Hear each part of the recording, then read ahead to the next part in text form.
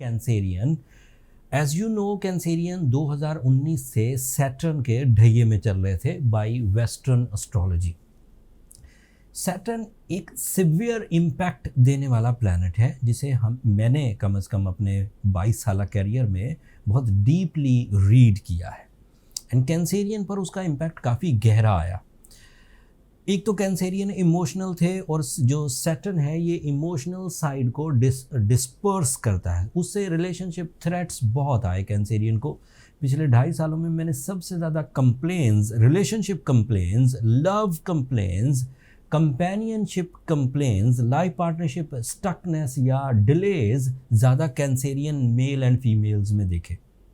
But अल्लाह करके ये बात तो अब तय हो गई कि 7 मार्च से कैंसेरियन रिलीज़ हो रहे हैं एंड इस ट्रबल को जैसे ही ये 7 मार्च होगा, 8 मार्च से सैटर्न एक फ्रेंडली एंगल पर आ चुका होगा। इस फ्रेंडली एंगल का इम्पैक्ट पहले ही दिन से एक तरह का फ़ायदा देगा, लेकिन फिर जो झोलियाँ भरना शुरू होंगी, जो एडवांटेजेस मिलना शुरू होंगे, वो आपकी स्ट्रेंथ पर डिपेंड करेंगे। पहले दिन जो फ़ायदा होगा वो ये कि कॉज ऑफ डैमेज रिपेयर हो जाएगा। अब डैमेज देने वाली कोई चीज़ नहीं पीछे बचेगी सोलर सिस्टम में and day by day Cancerian अपनी स्किल से अपने आप को रिकवर करते जाएंगे, इमोशनल होते जाएंगे, रोमांटिक होते जाएंगे, फोकस्ड होते जाएंगे, डिसीजन पावर आती जाएगी, ब्रेवरी आती जाएगी एंड जो फॉगी माइंड थे, जैसे कुछ ही समझ में ना आना, जैसे इंसान की जो फितरी सलाहियतें हैं उनमें कमज़ोरी आ जाना, वो पहले नंबर पर वो चीज़ें दूर हो जाएंगी। दूसरे नंबर के जो एडवांटेजेस मिलेंगे वो ये कि कैंसेरियन के लिए ये 9th एंगल पर चला जाएगा।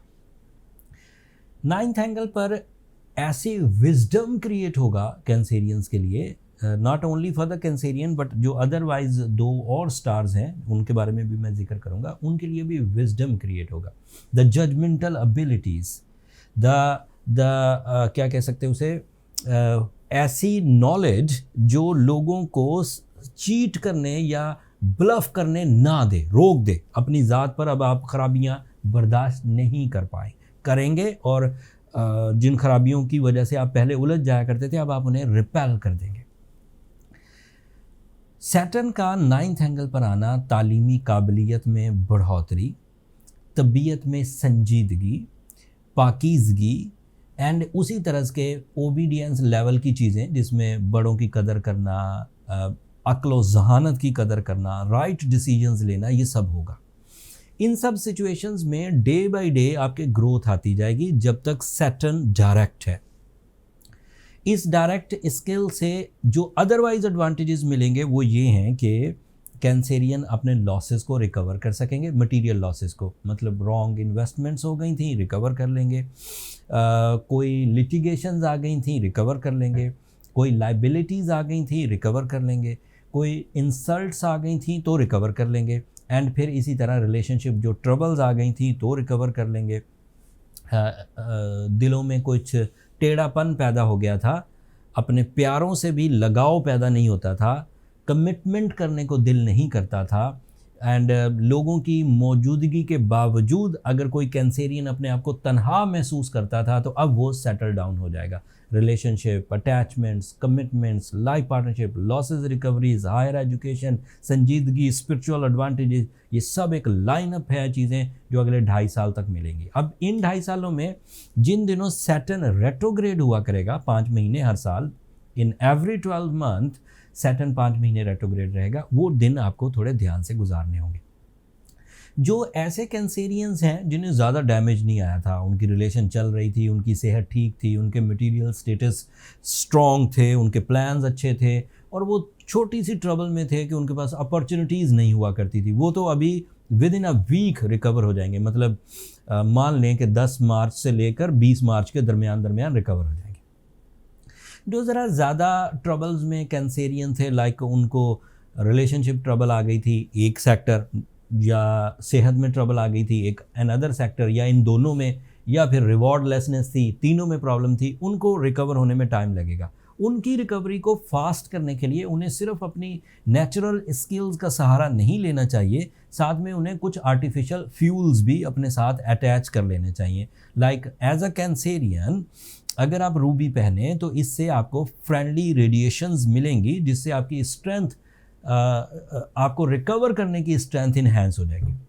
साथ में सूरह शम्स पढ़िए 5 दफ़ा एक दिन में।